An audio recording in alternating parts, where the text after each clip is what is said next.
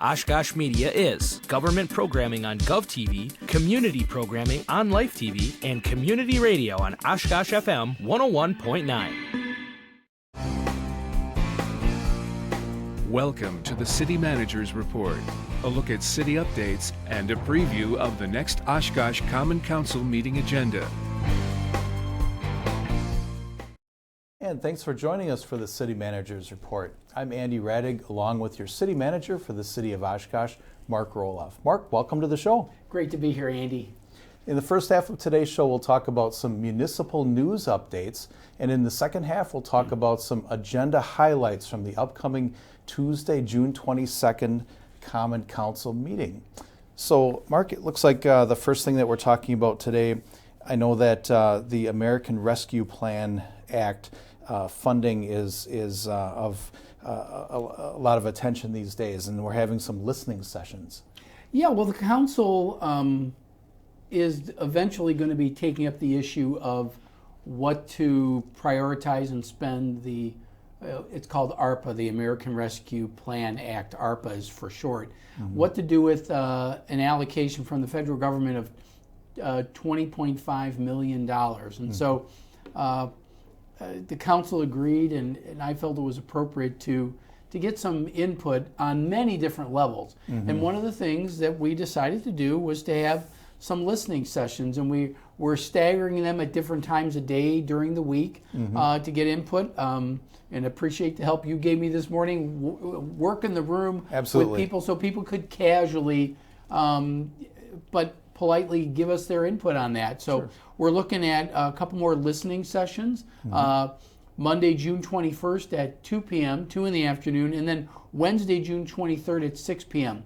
We wanted to mix them up because we want to give people the opportunity to come regardless of what their work schedule may be. It's a very casual atmosphere. That's why, instead of having people come up to the podium, which is kind of intimidating, right from their chair, we'll give them the microphone and they can give us what their 2 cents worth might be on a $20 million expense. Right, like a kitchen table discussion. It really is, and we want to make it as comfortable and as casual as possible. Even though this is a very serious thing, we want to make sure that people can be honest in what they want to do. So that's part of it. And, there's a lot of different things can be done with the ARPA money.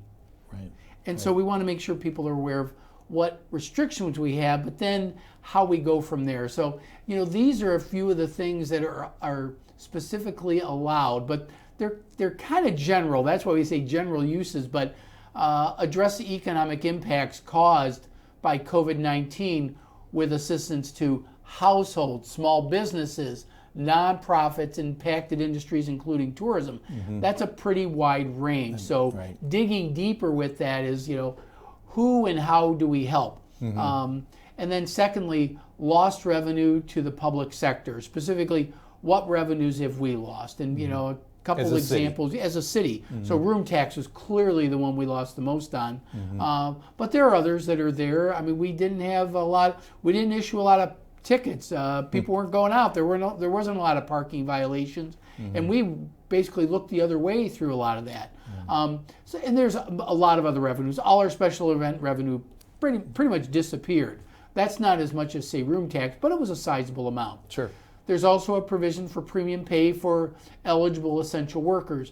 That probably is more impactful with other agencies than us, but certainly that issue is there for certain municipalities, and we have to evaluate that. And then finally, the one that seems very broad because it says invest in water, sewer, stormwater, and broadband infrastructure.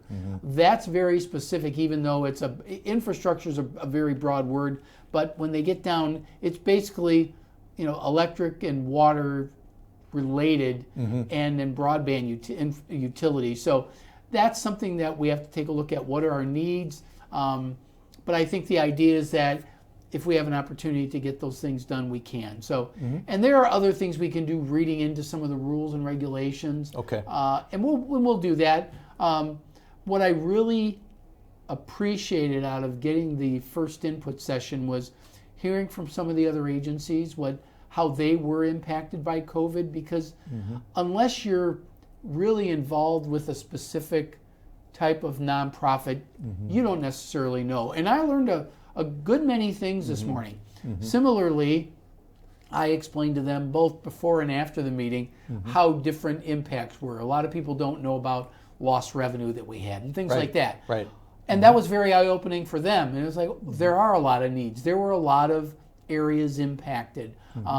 And then the one that everybody agreed on was that there are still impacts that haven't been felt just yet. Okay.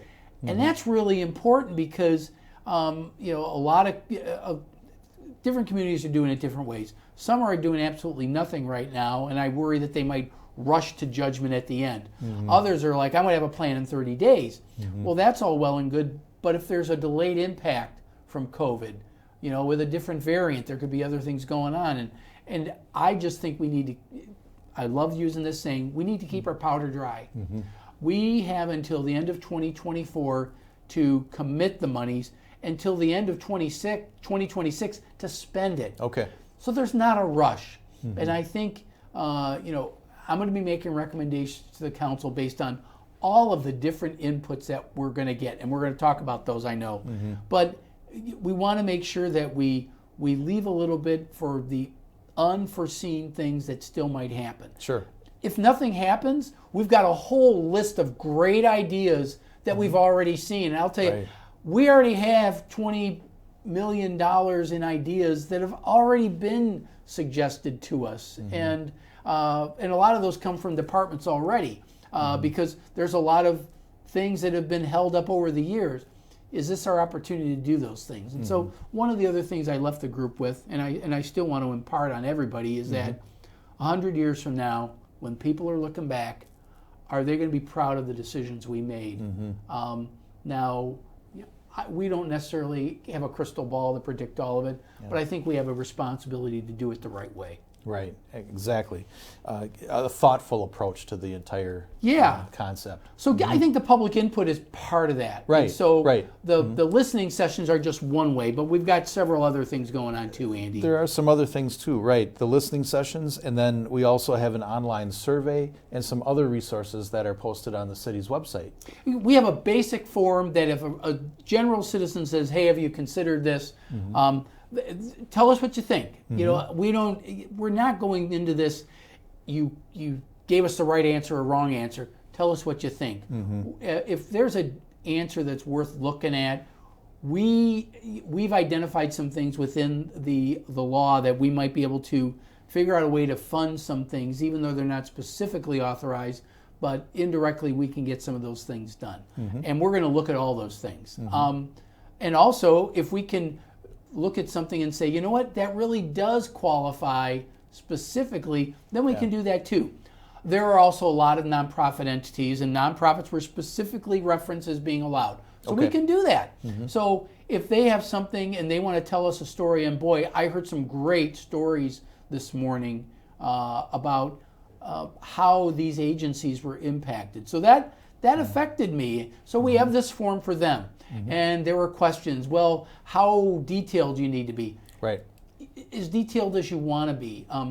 We don't have any rules that we're aware of from the feds that how you're supposed to apply and different things like that. We may learn more later on, but I view this as a continuing dialogue with our nonprofit entities so that, if their idea is worthy of it, we're going to work with them to make it eligible.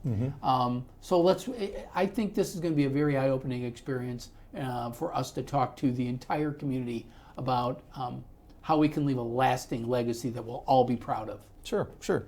And in addition to those listening sessions, as you were just seeing on the screen, there are online resources on the city's website.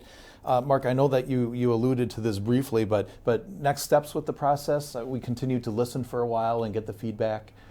The listening session, just the first one we had, tells me that we need to do more listening. Okay. And then we can just kind of get where we are. And then, I have an obligation to make some recommendations to council. And whether they accept them or don't accept them really isn't the issue. Right. It's more to say, look, here's what I'm thinking. And I do not intend on suggesting an allocation of the entire amount. I'm thinking no more than 3/4 of the money, if we do that at all. And the council may say, we think that's too much. And that's okay if they say that. That's exactly, if they think we need to keep our powder dry, I welcome that scenario. If they think we should allocate more, we can have that discussion. If they think you put too much into one area versus another, those are legitimate discussions for the council to have. And that's why the public input is so necessary, because it's not so much who gets the most votes. This is not a popularity contest. It's making us aware of what needs are out there and how we address them. And that's the important part of this process, that we give everybody an opportunity to tell their story, so we can say, is there a way to assist? Is it appropriate? Is it not appropriate? That's one thing, but is there a way to assist? And assessing our community needs, I think, is a great process that we all need to take part in. Okay. Well, a lot more to come on this, and I know we'll be talking about this on some future episodes here. So also recently, city leaders have participated in diversity, equity, and inclusion, otherwise known as DEI training. Can you give us a little background about what that's all about? This is part of one of Council's goals within the strategic plan about an increased awareness of diversity, equity, and inclusion. DEI for short. And part of that process for this year, the Council asked me to get started with training for our employees. So our management and supervisory employees had a session just a few weeks ago, and the part of that was to get them started on a process, because Council would like to see some performance measures that are developed, and so we can identify how we're progressing on meeting some diversity, equity, and inclusion goals. We've created a DEI committee of citizens who we're going to work with closely to evaluate those measures, to see if they're relevant and if they're impactful and something that they feel are important. So it's the whole idea is getting initiatives that are designed to encourage respectful communication and cooperation between all employees, teamwork, employee participation, facilitation of representation of all different types of groups, and get employee perspectives as well as employer and employee contributions to the communities we serve. Finding out where we can best serve our community and all of our diverse populations. It's not a huge diverse population, but we have a diverse population. Just take a look at our schools, the number of languages that are spoken in our schools. Right. And that's just one aspect. That's just ethnic, but race and abilities and things like that.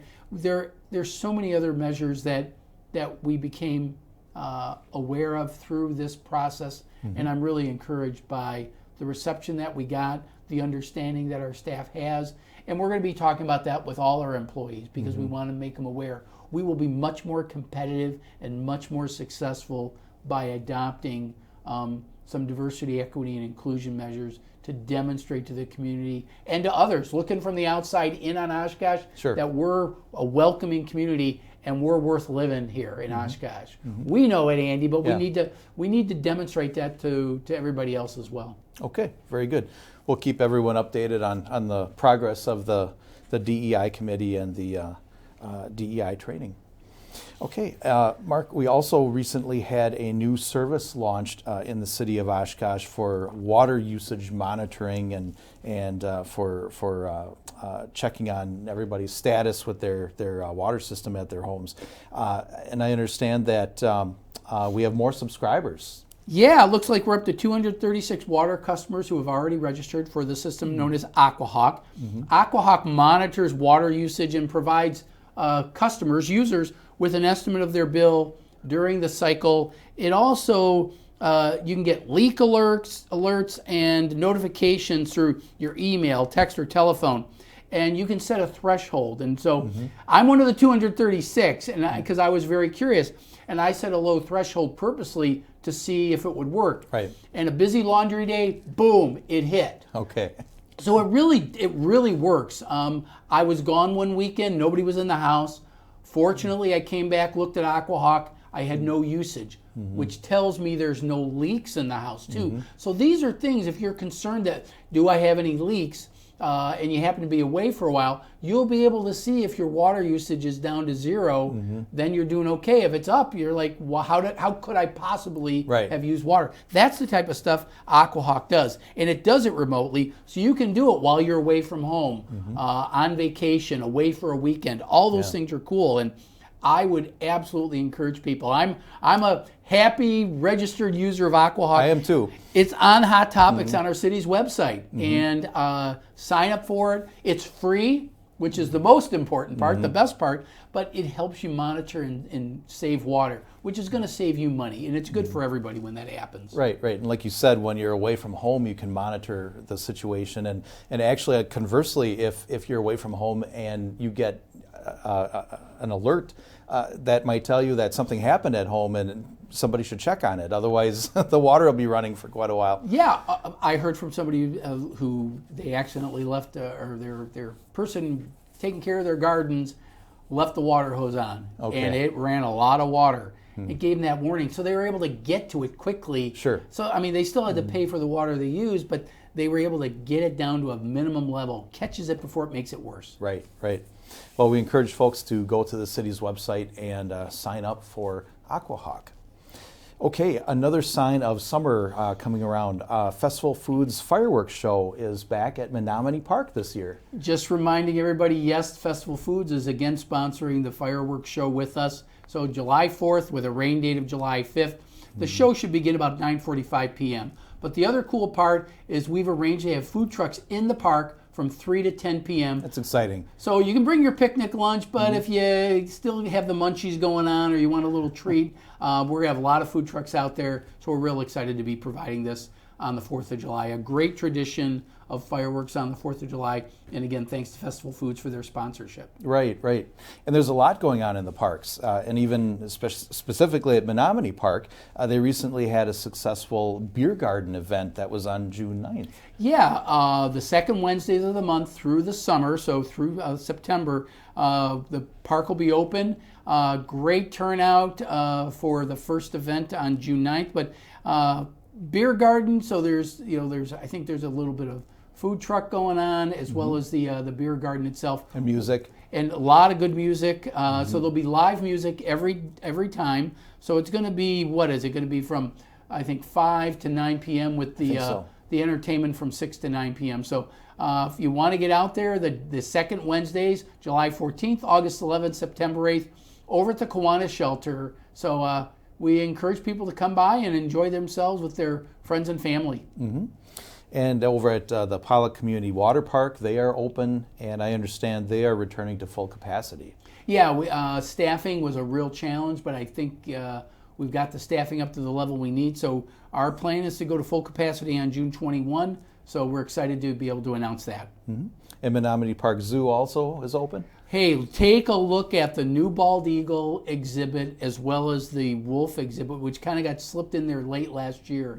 The wolf exhibit is really cool, and the eagle is just magnificent. So it's 9 a.m. to 7 p.m. Monday through, or 7 days a week. And of course, thanks to the Tom and Penny Herrenberg Foundation, admission to Menominee Park Zoo is free. Okay. All right. We'll be looking for more events coming up over there.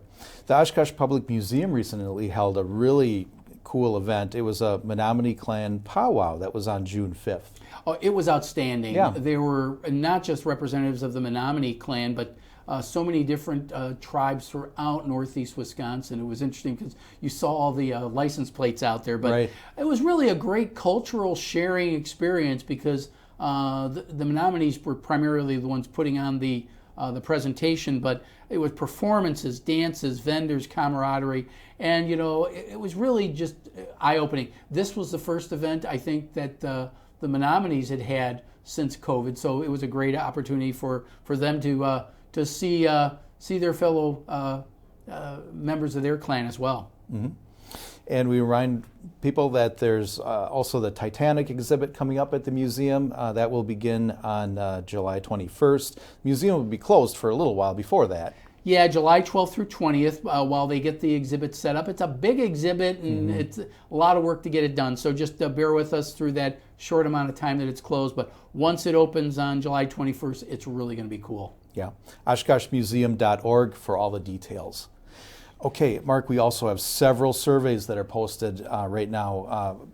Quite a bit of feedback that the city is looking for on different topics. Yeah, take a look at our Polko web link, and we talked about the ARPA, the Relief Plan Act, Rescue Plan Act community survey, but also Sawdust District. What do you think we ought to do over in the Sawdust District? Our annual survey, which we encourage everybody to fill out, our housing study needs assessment, and bikes on sidewalks. Just different surveys to get your input on things. If you haven't registered for Polko, please do. Mm-hmm. Very good. And we just wanted to remind folks also regarding a COVID update that the Winnebago County Health Department is offering a website and information about how they can get their vaccine. Yeah, wcvaccine.org is the website for vaccinations. There's still going to be walk-in Wednesdays at Sunnyview Exposition Center through the end of the month. Mm-hmm. And I think they're going to be at the farmers market offering shots correct. As well. Mm-hmm. Okay, very good. So we'll just remind folks to check the website and get more information about how they may also sign up for their COVID-19 vaccine. Okay, Mark, it looks like we're at the time where we need to take a short break, but we'll be back right after this short break with some agenda highlights from the upcoming Tuesday, June 22nd Common Council meeting. You're watching the City Managers Report.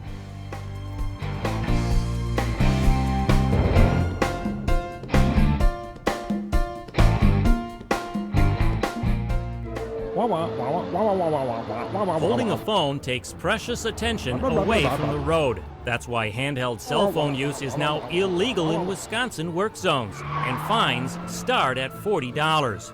Driving deserves your undivided attention. It's about safety for workers and for all motorists. So when you see orange cones, please put down the phone. The Wisconsin DOT urges you to help us achieve 0 deaths on Wisconsin roads.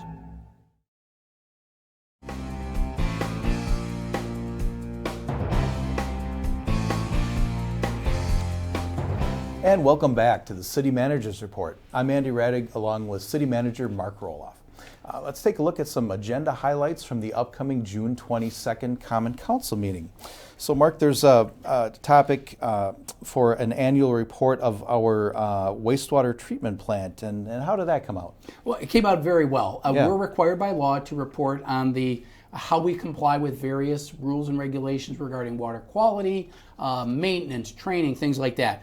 And I'm happy to report we got straight A's on our report card. And so we're so happy. We're very proud of how we take care of the environment. The water we turn back to the environment after we take it in at the water filtration plant, clean it, let you use it, and then clean it again before it goes back to the river. The water's cleaner than when we put it out than we take it in. We're very proud of that. And this report card demonstrates that we're living it up, and straight A's, that's pretty darn good. Well, it doesn't get better than that, so that's good news. Okay, then there's an item, a resolution for an extension of the River Walk, and this is over by Rainbow Memorial Park.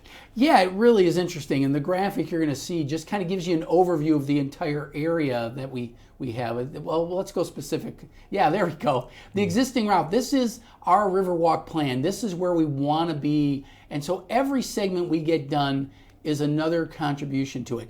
And in this case, this is getting us all the way out to Highway 41, but all the way back downtown, both sides of the river. So the latest version that we're looking at awarding here is over by Rainbow Memorial Park. And so you'll see that graphic that it's really connecting us from Lakeshore Park and getting it through Rainbow Park back to Oshkosh Avenue, Highway 21.